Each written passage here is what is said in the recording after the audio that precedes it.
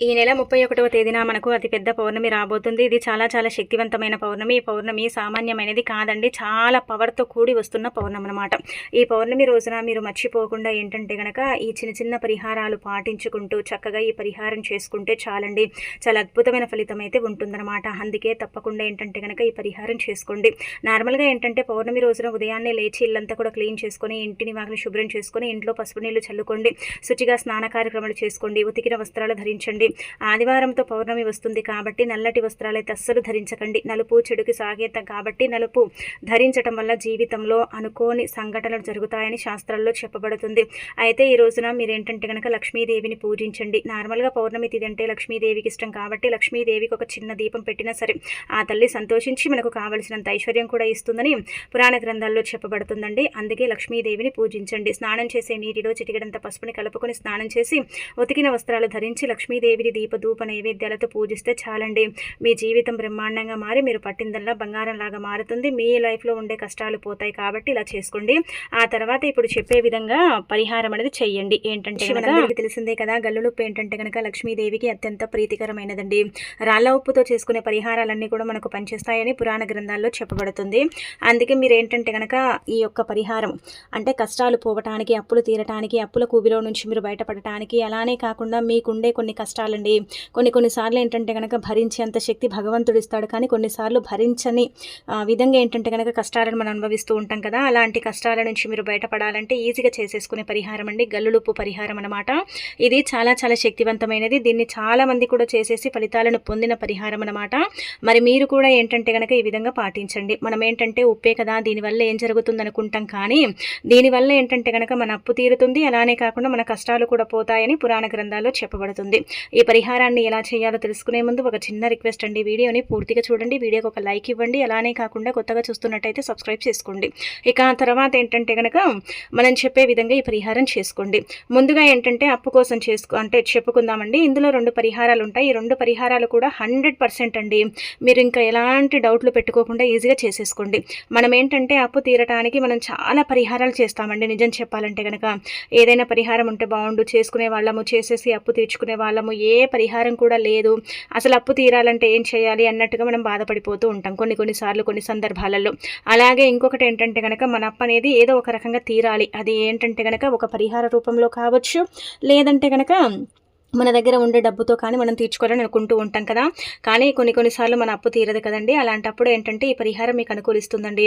మనం సంపాదించింది సరిపోకను, మన దగ్గర సరిగ్గా లేకను, మనం ఏదో ఒక రకంగా అప్పు అనేది చేస్తాం. చేసేటప్పుడు ఎంత హ్యాపీగా ఎంత ధీమాతో చేస్తామో, చేసిన తర్వాత ఏంటంటే కనుక అంత బాధపడతాం, అంత ఇబ్బంది పడతాం. సమయానికి డబ్బు రాదు. అలానే కాకుండా అప్పుని తీర్చుకోలేము.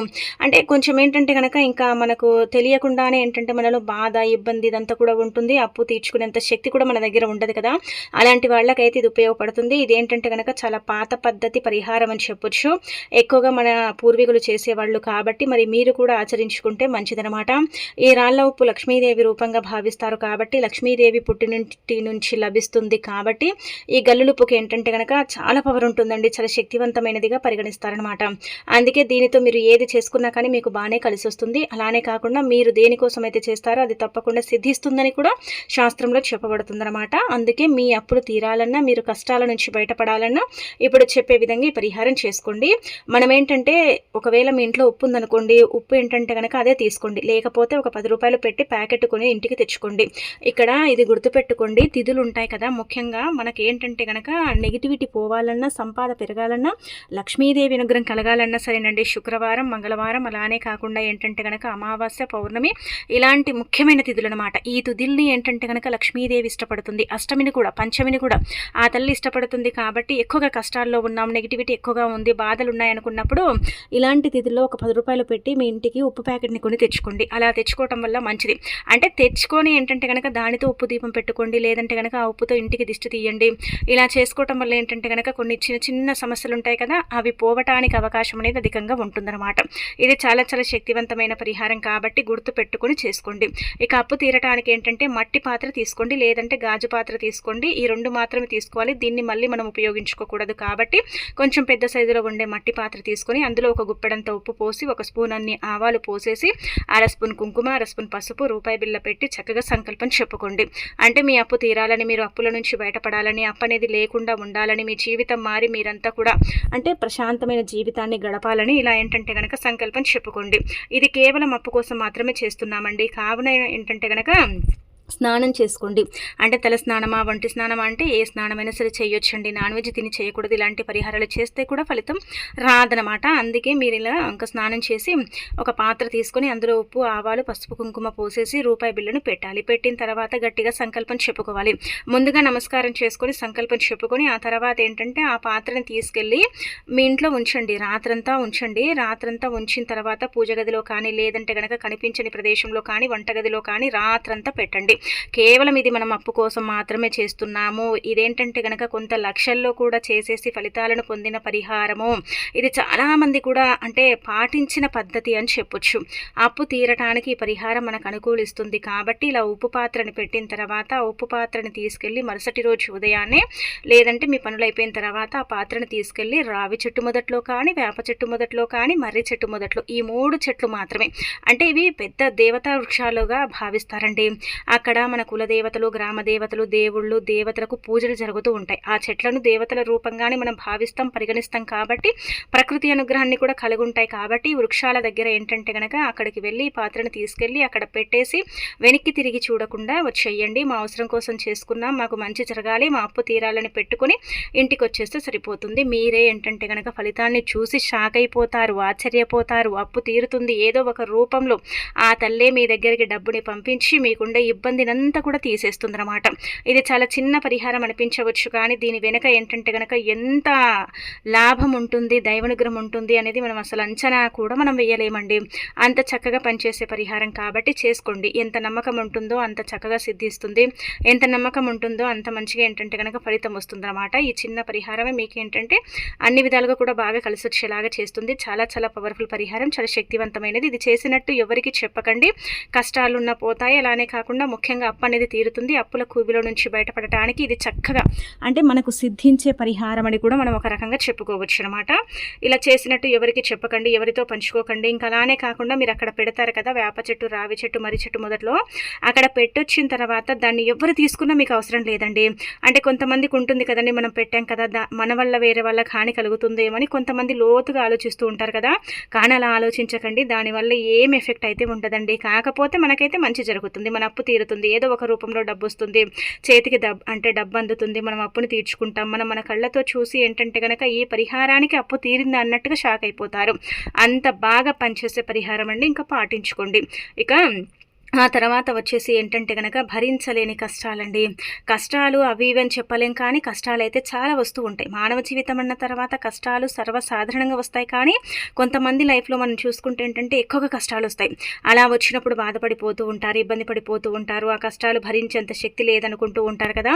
అలాంటి వాళ్ళు ఏం చేయండి అంటే ఒక గాజు గ్లాస్ని తీసుకోండి. అంటే నిండుగా నీళ్ళని తీసుకోకుండా సగ భాగానికి నీళ్ళని తీసుకొని అందులో 1 స్పూను గల్లులుప్పు, అర స్పూను అంటే ఆవాలు, ఆ తర్వాత చిటికెడు పసుపు, ఆవాలు, పసుపు, అలానే కాకుండా ఇంకొకటి ఏంటంటే కనుక గల్లులుప్పు, అంటే రాళ్ళ ఉప్పు, రాక్ సాల్ట్, దొడ్డుప్పు, కల్లుప్పు, ఇలా రకరకాలుగా పిలుస్తూ ఉంటారు కదా.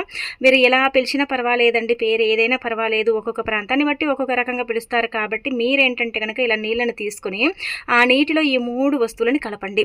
మీకు ఏ కష్టం ఉంది, లేదంటే మీకు కష్టాలు విపరీతంగా ఉన్నాయి, చాలా కష్టాలు ఉన్నాయండి, ఒక కష్టమని కాదు, చాలా కష్టాలు పడుతున్నామండి అనుకుంటారు కదా. అలాంటి వాళ్ళు కష్టాలన్నీ కూడా ఆ నీటికి, ఆ ఉప్పు, అలానే కాకుండా పసుపు, ఆవాలకు చెప్పండి. అంటే మీరు అనుకోవచ్చు అవి తీసేసుకుంటాయా అంటే ఖచ్చితంగా తీసేసుకుంటాయండి. నీళ్లు నారాడిగా చెప్పబడితే గాజు గ్లాస్ ఏంటంటే కనుక మనలో ఉండే చెడు అంటే ప్రక్రియ ఉంటుంది కదా, దాన్ని ఏంటంటే కనుక తీసేసుకుంటుంది, లాక్ చేసేసుకుంటుంది అనమాట. అందుకే కొన్ని పరిహారాలు గాజు గ్లాస్తోనే చెయ్యాలని శాస్త్రాల్లో చెప్పబడుతుందన్నమాట. ఇంకా ఉప్పు అంటే నెగిటివిటీని తీసేస్తుంది, సమస్యను కూడా దూరం చేస్తుంది. పసుపు మంగళకరమైనది, శుభకరమైనది కాబట్టి మంచి చేస్తుంది. ఆవాలు ఏంటంటే కనుక తంత్రమంత్ర పరిహారాల పరంగా ఉపయోగపడతాయి అన్నమాట. ఇవన్నీ కూడా కలుస్తున్నాయి కాబట్టి మనం అద్భుతమైన ఫలితాలను అయితే పొందే అవకాశం అయితే ఉంటుందన్నమాట. చాలా చాలా శక్తివంతమైన పరిహారం. ఎంత నమ్మకం ఉంటుందో అంత ఎక్కువగా ఫలితం వస్తుందన్నమాట. ఇవన్నీ కూడా పోసిన తర్వాత మీరు చక్కగా ఎడమ చేతిలో కానీ కుడి చేతిలో కానీ మీకు ఎలా వీలుంటే అలా పట్టుకోండి. అలా పట్టేసుకున్న తర్వాత 7 సార్లు తల చుట్టూ తిప్పి మా కష్టాలన్నీ కూడా పోవాలి, మాకు మంచి జరగాలి, మంచి ఫలితాలు రావాలని సంకల్పం చెప్పుకొని ఆ నీటిని ఏంటంటే గనక మీ ఇంటి డ్రైనేజ్లో కానీ లేదంటే గనక మీ ఇంటికి కొంచెం దూరంగా మురికి కాలువలు ఇలా ఉంటాయి కదా, ఎవరు తొక్కని ప్రదేశం, ఆ ప్రదేశంలో పోయండి. చూడండి, 1కి 2 సార్లు చేస్తూ ఉండండి. ఫలితం అంతకంత వస్తుంది. మీ డిప్రెషన్ పోతుంది, బాధ పోతుంది, మీకు బాగా కలిసి వస్తుంది, పెద్దగా ఇబ్బంది అనేది ఉండదు. ఆ కష్టాలు కూడా పోవటానికి ఏంటంటే కనుక ఎక్కువగా అవకాశం ఉంటుందని మనకు శాస్త్రాల్లో చెప్పబడుతుంది. కాబట్టి తప్పకుండా పాటించేసి ఇలా రిజల్ట్ అనేది ఏంటంటే కనుక పొందండి. ఖచ్చితంగా మార్పు అనేది ఉంటుందండి. ఆ మార్పుని మీరే మీ కళ్ళతో చూడగలుగుతారని చెప్పొచ్చు. ఇక ఆ తర్వాత పౌర్ణమి కదా, పౌర్ణమి చాలా శక్తివంతమైనది కాబట్టి జిల్లెడు చెట్టు దగ్గర ఇది పడేయండి. మీకుండే కష్టాలన్నీ కూడా పోతాయండి. జిల్లెడు చెట్టు దగ్గర ఇది పడేయటం వల్ల ఏంటంటే కనుక మనం అంటే గిట్టని వారు మన మీద చెడు ప్రయోగాలు చేస్తారు కదండి, ఆ ప్రయోగాలను తిప్పికొట్టడానికి కూడా ఈ జిల్లెడు చెట్టు పరిహారం అనేది మనకు ఉపయోగపడుతుందన్నమాట. మనం ఏంటంటే జిల్లెడు చెట్టే కదా, జిల్లెడు చెట్టు దగ్గర అంటే పరిహారం చేస్తే ఫలిస్తుందో లేదో అనుకుంటాం కదా, అలా కాదండి. ఒకటి గుర్తుపెట్టుకోండి, తప్పకుండా మార్పు అనేది ఉంటుందన్నమాట. ఆ మార్పుని మీరే మీ కళ్ళతో చూడగలుగుతారని చెప్పొచ్చు. జిల్లెడు చెట్టు దగ్గర చేసుకునే పరిహారాలన్నీ కూడా మనకు అనుకూలిస్తాయి. అలానే కాకుండా అవి సిద్ధిస్తాయి, చాలా మంచి రిజల్ట్ని తెచ్చిపెడతాయి. కాబట్టి జిల్లెడు చెట్టు దగ్గర ఏంటంటే కనుక ఇది ఒకటి మనకు పౌర్ణమి ఆదివారం ఉంది కాబట్టి ఇది పడేయండి. మనకి ఎన్ని కష్టాలున్నా ఎన్ని బాధలున్నా అవి కూడా పోతాయి. మన మీద జరిగిన చెడు ప్రయోగాలను కూడా తిప్పికొట్టడానికి పరిహారం అనేది అనుకూలిస్తుంది. ఆదివారం పౌర్ణమి రావటం చాలా విశేషం. ఇది చాలా శక్తివంతమైనదని శాస్త్రాల్లో చెప్పబడుతుంది. కాబట్టి మీరేంటంటే ఈ రోజున మర్చిపోకుండా ఈ విధంగా ఏంటంటే కనుక ఈ జిల్లెడు చెట్టు పరిహారం చేయండి. కానీ ఇది ఎవరికి చెప్పుకోకుండా చేసుకుంటే చాలా మంచిదండి. చాలా మంచి రిజల్ట్ని అయితే మనం చూడొచ్చు అనమాట. అందరికీ చెప్పి చేయడం వల్ల ఫలితాలు అయితే ఉండవని శాస్త్రాల్లో చెప్పబడుతుంది. కాబట్టి జిల్లెడు చెట్టు దగ్గరికి వెళ్ళేటప్పుడు ఆవాలు ఉంటాయి కదండి, ఆవాలను తీసుకోండి. 1/2 స్పూన్ ఆవాలు తీసుకోండి, చాలా ఎక్కువగా అవసరం లేదనమాట. మన ఇంట్లో ఉండే ఆవాలే. అందులో ఏంటంటే కనుక ఏవి కలిపి ఉండకూడదండి. మనం ఏంటంటే పోపు గింజలు కలుపుకుంటాం కదా, అలాంటి పోపు దినుసులు లేకుండా అచ్చం ఆవాలు తీసుకోండి. 1/2 స్పూన్ తీసుకోండి. మీ మీద ఏదైనా సరే చెడు ప్రయోగం జరిగిందని మీకు అనిపిస్తున్నా, చెడు ప్రయోగం వల్ల మేము సఫర్ అవుతున్నామని మీరు బాధపడుతున్నా సరేనండి, అలాంటి వాళ్ళు ఏంటంటే కనుక ఇలా 1/2 స్పూన్ ఆవాలు తీసుకొని ఎక్కడైతే జిల్లెడు చెట్టు ఉంటుందో మీ ఇంటి పక్కల కావచ్చు, మీ ఇంటి కొంచెం దూరం కావచ్చు, ఎక్కడైనా పర్వాలేదు, ఇంకా అక్కడికి వెళ్ళండి. అక్కడికి వెళ్ళి ముందుగా నమస్కారం చేసుకోండి. అంటే చెట్టుకు మనసులోనే నమస్కారం అని చెప్పుకోండి. అలా చెప్పుకున్న తర్వాత తీసుకెళ్ళిన ఈ యొక్క ఆవాలు పేపర్లో పెట్టి తీసుకెళ్ళండి. తీసుకెళ్ళి ఆ పేపర్తో సహా 11 సార్లు తల చుట్టూ తిప్పి ఆ ఆవాలను ఏంటంటే కనుక జిల్లెడు చెట్టు దగ్గర పడేయండి. అలా పడేయటం వల్ల మీ మీద జరిగిన చెడు ప్రయోగాలు కావచ్చు, మీకు చాలా వరకు కూడా ఇబ్బందులు, సమస్యలు, బాధలు ఉన్నాయి కదండి, అవన్నీ కూడా తొలగిపోతాయి అన్నమాట. ఎలాంటి ప్రయోగాన్నైనా సరే తిప్పికొట్టడానికి, చెడుగా ఏదైనా మీ మీద ఉంటే దాన్ని తిప్పికొట్టడానికి గాలి, ధూళి ఇలాంటివి మనం నమ్ముతూ ఉంటాం కదా, అలాంటి వాటి నుంచి కూడా మీరు బయటపడటానికి ఏంటంటే కనుక ఈ పరిహారం అనేది పనిచేస్తుందని శాస్త్రాల్లో చెప్పబడుతుందండి. అందుకే ఇది కూడా ఖచ్చితంగా చేసుకొని రిజల్ట్ అనేది పొందండి. ఆ రిజల్ట్ని మీరే మీ కళ్ళతో చూసి షాక్ అయిపోతారు. చాలా చాలా శక్తివంతమైన పరిహారం. ఈ పరిహారం చేసేసి ఏంటంటే కొంత లక్షల్లో కూడా ఫలితాలను పొందిన పరిహారం కాబట్టి పౌర్ణమి అలానే ఆదివారం చాలా పవర్ఫుల్, చాలా శక్తివంతమైనది. ఇంకా దీన్ని మనం వదులుకోకుండా గనక పాటించుకుంటే మన మీద జరిగిన చెడు ప్రయోగాలని మనం తిప్పికొట్టుకోవచ్చు. చెడు ప్రయోగాల బారిన మనం పడకుండా కూడా ఈ పరిహారం అనేది చేసుకోవచ్చు. కాబట్టి చేసేసి రిజల్ట్ అనేది పొందండి. చాలా శక్తివంతమైన పరిహారం అనమాట. మర్చిపోకుండా చేసుకోండి.